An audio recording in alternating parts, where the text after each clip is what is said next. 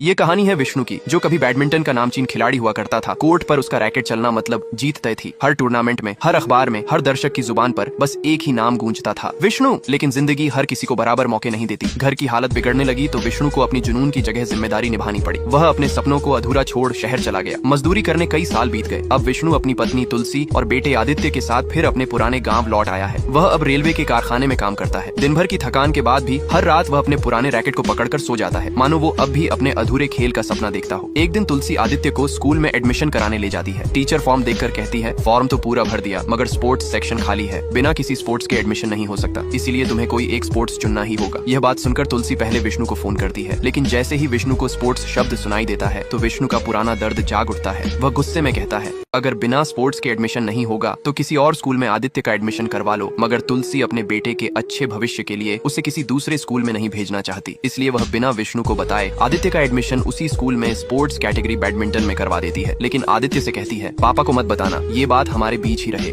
अब तुलसी को अपने बेटे के लिए बैडमिंटन खरीदना था, इसलिए वह अपने पति के दोस्त राजू के स्पोर्ट्स की दुकान पर जाती है और बैडमिंटन दिखाने को कहती है। राजू आदित्य के बैडमिंटन खेलने की बात सुनकर बहुत खुश हो जाता है और तुलसी से कहता है, पहले इसका बाप चैंपियन था, अब बेटा भी चैंपियन बनेगा। लेकिन तुलसी को राजू की यह बात मजाक लगती है, इसलिए वह कहती है, भैया क्यों मजाक कर रहे हो। लेकिन राजू कहता है, आपको शायद विष्णु के बारे में कुछ पता नहीं है। यह सुनकर तुलसी राजू से विष्णु का सारा सच जानने की कोशिश करती है। तब राजू दुकान के एक कोने से पुरानी सीडी निकालता है और टीवी चालू करके विष्णु के बैडमिंटन खेलने की वीडियो दिखाता है। स्क्रीन पर युवा विष्णु दिखाई देता है। कोर्ट में उसकी रफ्तार, हर शॉट पर तालियों की गूंज और उसकी आंखों में जीत का जुनून था। वीडियो में अपने पति को इस तरह का बैडमिंटन खेलते देख तुलसी हैरान रह जाती है। लेकिन घर लौटकर वह विष्णु से झूठ बोलती है कि आदित्य का एडमिशन तो हो गया है, लेकिन शुक्रवार और शनिवार को आने में थोड़ी देर हो जाएगी। स्कूल से देर से आने की बात सुनकर विष्णु थोड़ा हैरान हो जाता है, लेकिन तुलसी बात को टालने के लिए विष्णु से खाने के बारे में पूछती है। इसी बीच उनका बेटा आदित्य अपने पिता के बैडमिंटन चैंपियन होने की बात सुनकर उन्हें देखता ही रह जाता है। अब आदित्य स्कूल में जाकर अपने पिताजी की तरह बैडमिंटन खेलने की कोशिश करता है, लेकिन पहली बार आदित्य बैडमिंटन खेलने की कोशिश कर रहा था, इसलिए वह ठीक से नहीं खेल पा रहा था। लेकिन अपने पिताजी की तरह अच्छा खिलाड़ी बनने के लिए वह घर आकर टीवी पर अपने पिताजी का पुरानी वीडियो देखने लगता है और उसी तरह अभ्यास करने की कोशिश करता है। अब धीरे धीरे आदित्य बैडमिंटन सीख जाता है। एकेडमी में जब कोच आदित्य का खेल देखते हैं तो वे बहुत खुश होते हैं। कोच प्रिंसिपल को बुलाकर आदित्य की खूब तारीफ करते हैं। इधर आदित्य के पिता को अपने बेटे के बारे में कुछ पता नहीं था। वे चुपचाप ट्रेन के कारखाने में मन लगाकर काम करते थे। एक दिन आदित्य अपने पिता के फाइनल मैच की सीडी देखने की कोशिश करता है। तभी राजू जल्दी से सीडी लेकर कहता है, अरे ये तो खराब है, तुम दूसरी देख लो। असल में राजू नहीं चाहता कि आदित्य उस हार को देखे जिसने विष्णु को बैडमिंटन से दूर कर दिया था।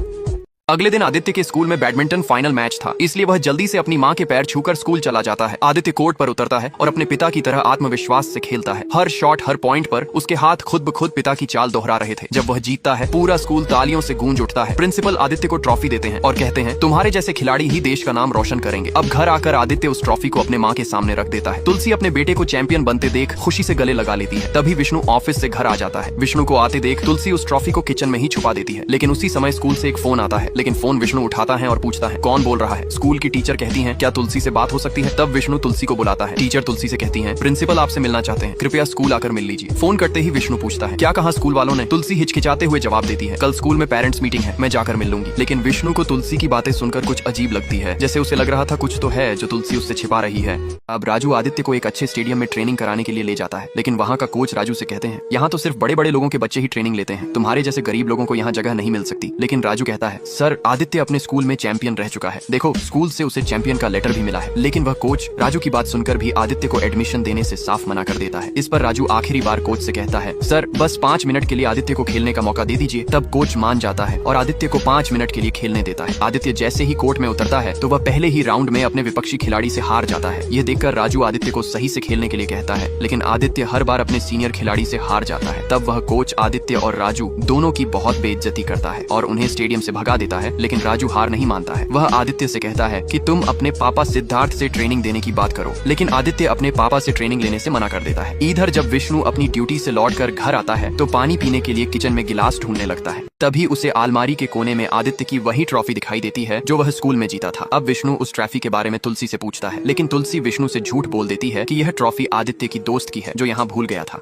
अब विष्णु तुलसी से उस ट्रॉफी के बारे पूछता है, लेकिन तुलसी विष्णु से झूठ बोल देती है कि यह ट्रॉफी आदित्य के दोस्त की है जो यहाँ यहाँ भूल गया है। तभी विष्णु तुलसी से कहता है, खेलने वाले लड़कों से इसने कब दोस्ती कर ली, तुमने रोका भी नहीं, मैंने तुम्हें कितनी बार मना किया था। इधर आदित्य अपने पापा की सारी बातें सुन लेता है और उदास होकर घर के अंदर आता है और सुबह होते ही नाराज आदित्य राजू की दुकान पर जाता है और अपना बैग लेकर जाने लगता है। तभी राजू आदित्य से पूछता है, क्या हुआ छोटे चैंपियन, तुमने अपने पापा से ट्रेनिंग के लिए बात की? लेकिन आदित्य बिना कुछ कहे वहाँ से चला जाता है। ये देख राजू जानबूझकर विष्णु को लेकर आदित्य के स्कूल कुछ सामान पहुँचाने जाता है और कहता है कि थोड़ी देर यही रुको, मैं सामान देकर आता हूँ। तब विष्णु स्कूल में बैडमिंटन खेलते हुए लड़कों को देखने लगता है, लेकिन तभी विष्णु अपने बेटे आदित्य को बैडमिंटन खेलते हुए देखता है तो वह बहुत गुस्सा हो जाता है और गुस्से में आकर आदित्य के पास जाता है और उसके हाथों से बैडमिंटन छीनकर फेंक देता है और आदित्य को लेकर सीधे अपने साथ घर ले आता है। घर पहुंचते ही तुलसी पूछती है, क्या हुआ है जो तुम इतने गुस्से में? तभी विष्णु गुस्से में तुलसी को भला बुरा कहने लगता है। इतने में राजू वहाँ आ जाता है और विष्णु को समझाने की कोशिश करता है, लेकिन विष्णु उल्टा राजू पर ही गुस्सा हो जाता है और उससे कहता है, मैंने तुम्हें कितनी बार मना किया था कि मेरे पर्सनल लाइफ से दूर ही रहना। अब राजू विष्णु को समझाने की कोशिश करता है, लेकिन विष्णु उल्टा राजू पर ही गुस्सा करने लगता है, जिससे राजू उदास होकर वहाँ से चला जाता है। अगले दिन जब विष्णु ट्रेन के इंजन पर काम कर रहा था, तभी उसे एक वर्कर बताता है कि आपसे कोई मिलने आया है। वह कोई और नहीं बल्कि विष्णु की पुरानी प्रेमिका राधा थी। राधा को कई सालों बाद देखकर विष्णु उसे देखता ही रह जाता है, लेकिन राधा उससे कहती है, क्यों तुम आदित्य के साथ ऐसा कर रहे हो? वह एक अच्छा बैडमिंटन खिलाड़ी है, उसे आगे बढ़ने से रोकने के बजाय तुम उसका साथ क्यों नहीं देते? लेकिन विष्णु कहता है, मैं उसे आगे बढ़ने से नहीं रोक रहा, बल्कि उसे उस दर्द से बचा रहा हूँ जो उसे आगे चलकर मिलेगा। तुम्हें तो याद ही होगा जब कुछ अमीर घर के लड़कों ने मुझे फाइनल में खेलने से रोकने के लिए मेरा पैर तोड़ दिया था और डॉक्टर ने मुझे 1 महीने तक खेलने से मना किया था। फिर घर का खर्च चलाने के लिए मुझे अपना सपना छोड़ बाहर जाकर मजदूरी करना पड़ा। इसीलिए मैं चाहता हूँ कि मैंने जो दर्द सहा वैसा दर्द मेरे बेटे को ना झेलना पड़े। यह सुनकर राधा विष्णु को हिम्मत देती हुई कहती है, उस समय तुम्हें पैसों की जरूरत थी, पर अब हालात अलग है। अब ऐसा कुछ नहीं है। आज तुम्हारा बेटा तुम्हारे अधूरे सपने को पूरा कर सकता है। तुम्हें डर से नहीं बल्कि भरोसे से उसका साथ देना चाहिए। बस एक बार अपने बेटे के अच्छे भविष्य के बारे में सोचो।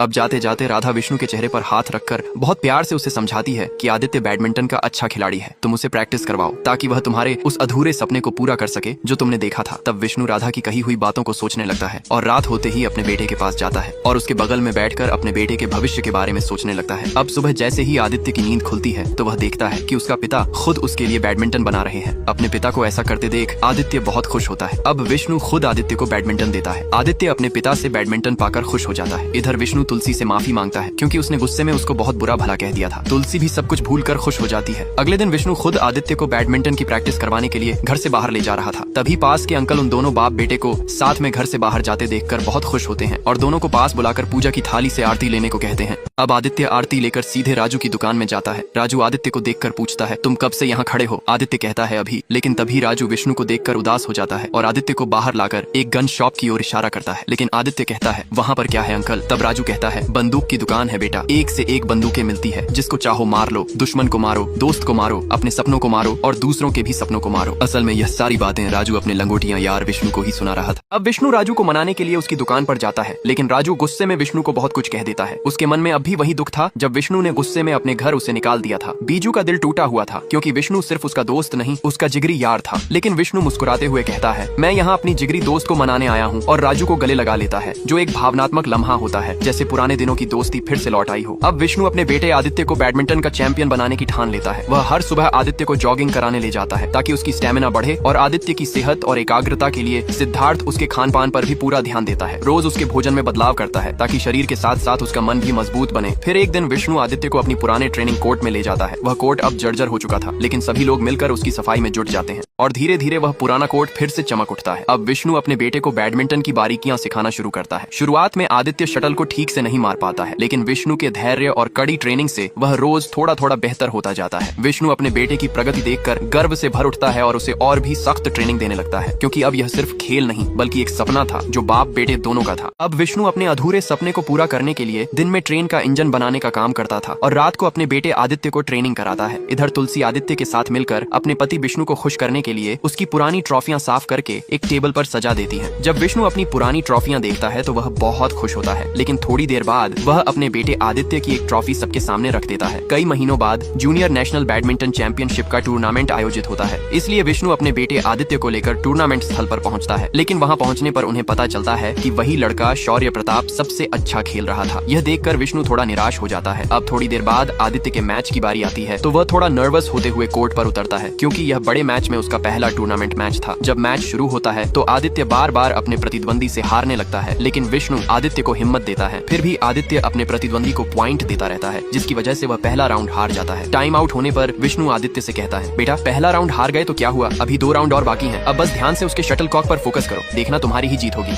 अब टाइम आउट होने पर विष्णु आदित्य से कहता है, बेटा पहला राउंड हार गए तो क्या हुआ, अभी 2 राउंड और बाकी हैं, अब बस ध्यान से उसके शटलकॉक पर फोकस करो, देखना तुम्हारी ही जीत होगी। पिता से सीख लेकर आदित्य दूसरा राउंड खेलने जाता है। दूसरे राउंड में पहुंचते ही आदित्य पहले से कहीं बेहतर खेल दिखाने लगता है। आदित्य लगातार पॉइंट हासिल करने लगता है और देखते ही देखते आदित्य 16 पॉइंट से दूसरा राउंड जीत जाता है। आदित्य को जीतते देख विष्णु बहुत खुश होता है। अब तीसरे राउंड में भी आदित्य अपने प्रतिद्वंदी को हराकर जीत हासिल कर लेता है। आदित्य को जीतता देख उसकी माँ राधा भी बहुत खुश होती है। मैच जीतने के बाद विष्णु आदित्य को लेकर घर लौट आता है। घर आते ही विष्णु आदित्य को फिर से ट्रेनिंग देने लगता है कि आगे और भी बेहतर कैसे खेलना है। अगले दिन आदित्य अपने पिता की रणनीति को बिल्कुल उसी तरह अपनाते हुए बैडमिंटन खेलता है, जिससे वह अपने से कहीं अधिक शक्तिशाली खिलाड़ी को हराकर चौंका देता है। इस जीत के बाद राजू आदित्य की बहुत तारीफ करता है, लेकिन विष्णु अपने बेटे को और बेहतर खेलने की सलाह देते हैं। इसी बीच जब आदित्य अपनी पैंट और शर्ट बदल रहा होता है, तभी शौर्य प्रताप और उसके दोस्त उसका मजाक उड़ाते हैं। ये देखकर आदित्य को बहुत बुरा लगता है, इसलिए रात को जब सब लोग खाना खा रहे होते हैं तो आदित्य खाना नहीं खाता है और चुपचाप जाकर सो जाता है।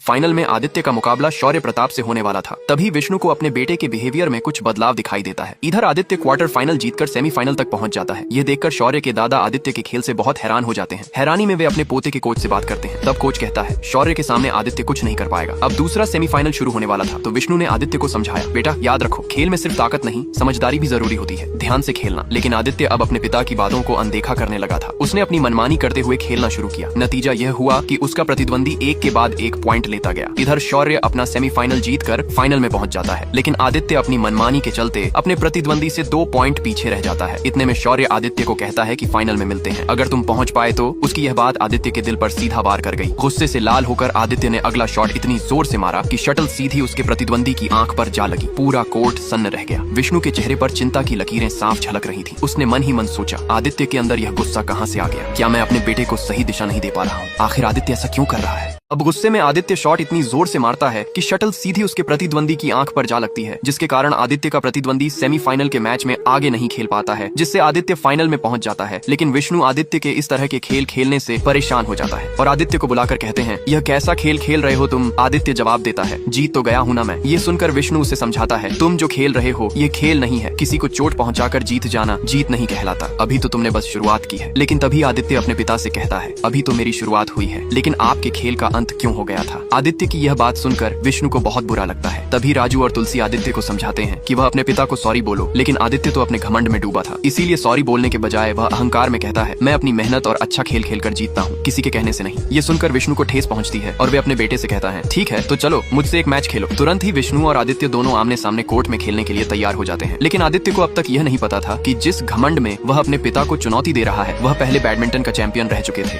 अब विष्णु अपने बेटे आदित्य का घमंड तोड़ने और उसे असली खेल का मतलब समझाने के लिए खुद कोर्ट में उतरता है। कोर्ट पर कदम रखते ही वह पहले ही राउंड में आदित्य को मात देकर एक पॉइंट बना लेता है। कुछ ही देर में दूसरा राउंड भी जीत लेता है और स्कोर 2-0 हो जाता है। धीरे धीरे हर राउंड में विष्णु का अनुभव और खेल की समझ हावी होने लगती है। आदित्य कितना भी कोशिश करता मगर वह एक भी राउंड नहीं जीत पाता। इधर पुरानी फ्रैक्चर की वजह से विष्णु के पैर में दर्द उभर आता है, लेकिन वह उस दर्द को नजरअंदाज करके अपने बेटे को खेल की असली भावना सिखाने के लिए खेलना जारी रखता है। कई राउंड हारने के बाद आखिरकार आदित्य निराश होकर रैकेट नीचे रख देता है। उसकी मायूसी देखकर विष्णु भी थोड़ा उदास हो जाता है, लेकिन वह अपने बेटे की गलती को भुलाकर उसे समझाने का फैसला करता है। घर लौटने पर तुलसी विष्णु से पूछती है, क्या आदित्य कभी अपने पापा जैसा चैंपियन बन पाएगा? विष्णु मुस्कुराते हुए जवाब देता है, नहीं, मेरा बेटा मुझसे भी बेहतर खिलाड़ी बनेगा। विष्णु की यह बात सुनकर तुलसी की आंखें खुशी से चमक उठती हैं। वह प्यार से कहती है, सच में तुम बहुत अच्छे पिता हो और मेरे लिए एक बेहतरीन पति भी, जो खुद दर्द में रहकर भी दूसरों को मुस्कुराना सिखाता है। ये सुनकर विष्णु भावुक हो जाता है और दोनों एक दूसरे को गले लगा लेते हैं। अब सुबह होते ही आदित्य राजू की दुकान पर आता है और अपने पिता के फाइनल मैच की पुरानी वीडियो देखने लगता है। वह देखता है कि फाइनल मैच के दिन उसके पिता के पैर में फ्रैक्चर हो गया था, जिसकी वजह से वह मैच हार गए थे। अपने पिता का सच जानकर आदित्य रोने लगता है। तभी राजू उसके पास आकर उसे समझाता है, तुझे शायद पता नहीं है, तेरा बाप तेरी वजह से इस खेल की दुनिया में वापस आया है। जा तैयारी कर, आज का मैच तुझे खुद के लिए नहीं बल्कि अपने पिता के उस अधूरे सपने के लिए खेलना है जो उसने कभी देखा था। अगले दिन आदित्य फाइनल मैच खेलने के लिए कोर्ट पर पहुंचता है। उधर से शौर्य भी मैच खेलने के लिए कोर्ट में आता है। इधर मैच शुरू होने से पहले आदित्य अपने पिता के पैर छूकर उनका आशीर्वाद लेता है। विष्णु भी अपने बेटे की इस विनम्रता को देखकर गर्व महसूस करता है और उसे मुस्कुराते हुए कोर्ट के अंदर भेजता है। तभी अनाउंसर घोषणा करता है कि जो खिलाड़ी ये फाइनल मैच जीतेगा वही जापान में होने वाले बैडमिंटन टूर्नामेंट में भारत का प्रतिनिधित्व करेगा। इसके बाद आदित्य और शौर्य के बीच फाइनल मैच शुरू होता है। मैच शुरू होते ही शौर्य तेजी से खेलते हुए पहला पॉइंट हासिल कर लेता है और थोड़ी ही देर में वह एक और पॉइंट जीत लेता है। अब धीरे धीरे मैच आगे बढ़ता है और हाफ टाइम तक शौर्य के 12 पॉइंट हो जाते हैं, जबकि आदित्य के सिर्फ 3 पॉइंट रहते हैं।